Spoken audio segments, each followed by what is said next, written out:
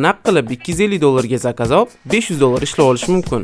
Ukam Xorazmda yana kafenya ochaman, shunga zo'r logotip qilib berganda Bekzod ukam aloqaga chiqdilar. Bundan oldin bularga Milliy dom brendini qilib berdik. Mashina turidagi logotip xohlaman, shriftlari ham sal noodatiy bo'lsin, ozgina palmaga o'xshagan narsa qo'shishingiz xohlaman dedilar.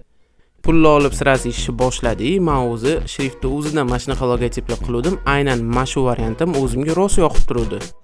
Lekin ukam keling mashina tepasiga ozgina nimadir qo'yib bering, primerni mashina narsa deb ko'rsatdilar. Aytganlarini chizib ko'rsatishim bilan bu logotip yo'qdi, bizda mashina rezultat chiqib, endi ukam bizani zapravkamiz ham bor. Bu eski logotipi, keling shuni ham yangilaylik dedilar. Yana $250 olib, primerni mashina logotipi chizib ko'rdim. Bu bo'lsa klientimiz xohlayotgan logotiplar. Shularga o'xshash yoki shulardan yaxshiroq variant qilib bering dedilar. Va shu variantlarni ko'rsatganimda oxiri mana shu variantni tanladilar. Bizda общий shunaqa rezultat chiqdi. Uje hamma logotiplarni ishlatib, chiroyli ish yurg'izib o'tdilar. Agar siz ham shunaqa ishlar qilmoqchi bo'lsangiz, bemalol o'zimdan o'rgansangiz bo'ladi.